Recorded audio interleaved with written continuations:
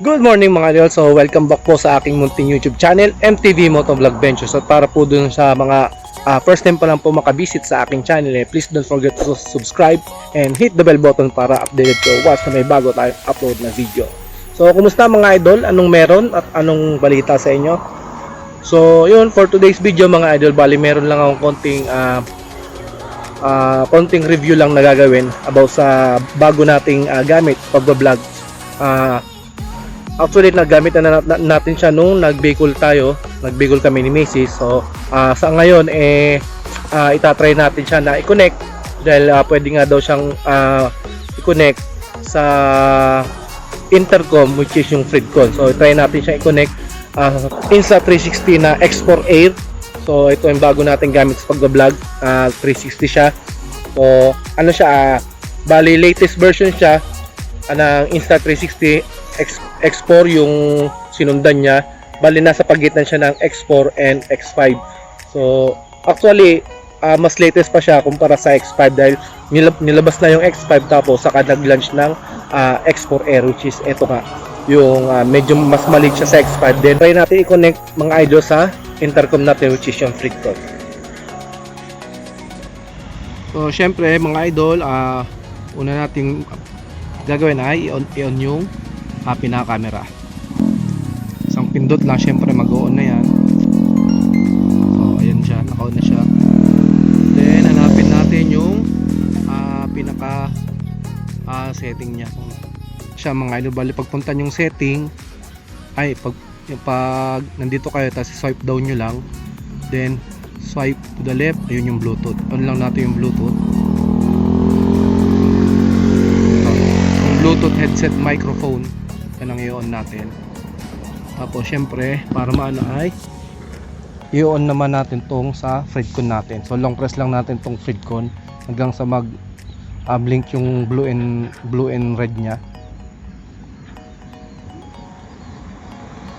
Yan mga idol, mapapansin nyo i-blink yung blue and red. Tapos i-retry natin dito. Yan, searching siya.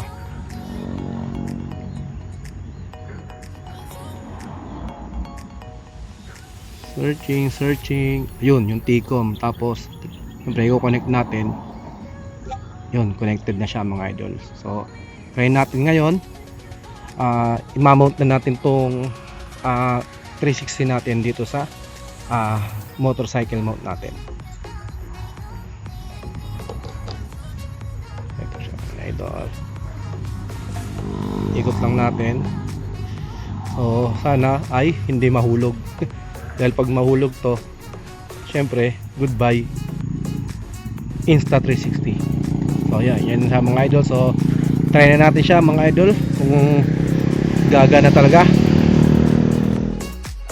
So ayun mga idol, bali eto, tinatry na natin yung ating Fridcon kung maganda yung sagap ng sound niya mula Fridcon hanggang dito sa Insta360 X4 Air natin. So first time natin na gagamit ng ganito na Bluetooth mic sa pamamagitan ng Fridcon. Ito yung pinakaunang version ng Fridcon, yung kung matatandaan nyo yung mga naka-Fridcon ngayon, yung 2.5 unang labas tapos naging 2.6 yung Fridcon VB Pro ata to. So ayun mga idol, atay na rin natin. Tapos first time din natin nagagamitin tong X4 Air sa pagmumotor na nakamount sa motor. So try din natin yung kuha niya, yung quality ng video na makukuha ni X4 Air. At the same time, syempre, yung quality din ng boses, yung sagap ng microphone ni Fridcon papunta nga dito sa X4. So paano mga idol? Observe muna kayo, then comment down na lang kung ano yung mapapansin nyo, pati na din dun sa quality ng X4 Air natin. Dito sa mic mula Fridcon, o yung voice quality niya, tapos yung video quality ng X4 Air habang nakamount sa motorcycle natin. So, peace and salute.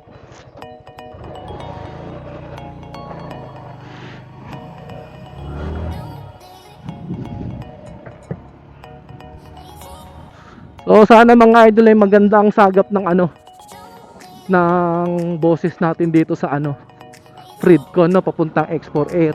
Kasi laking tulong din syempre kung okay siya, hindi na tayo bibili ng ng Bluetooth microphone para sa ating X4 Air, para pag ganito nagmumotor tayo tapos gamit natin yung camera natin na 360, hindi na tayo ito na lang gagamitin natin yung Fridcon. At the same time may intercom na tayo, may Bluetooth mic pa tayo na rekta na sa 360 natin.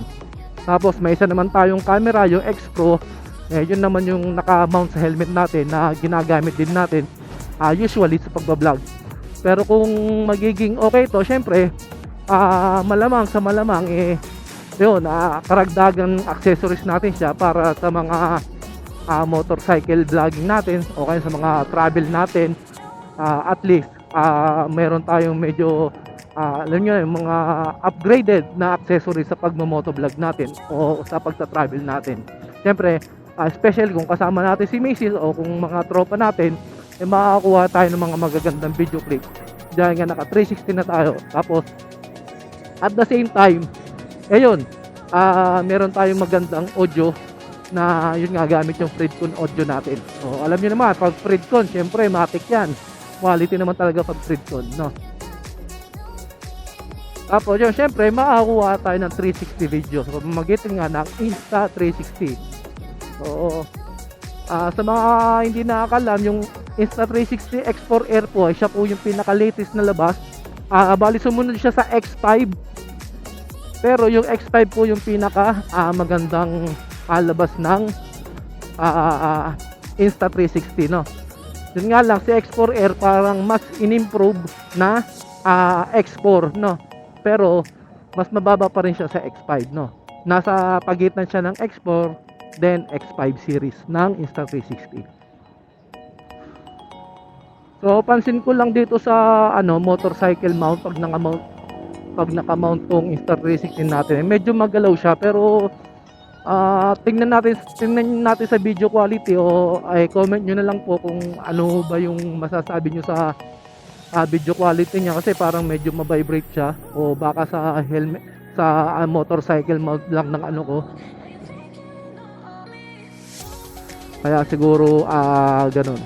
Pero i-comment nyo na lang mga idol kung hindi naman siya magalaw, kasi meron naman stabilizer pong X4 Air, itong Insta360 X4 Air natin.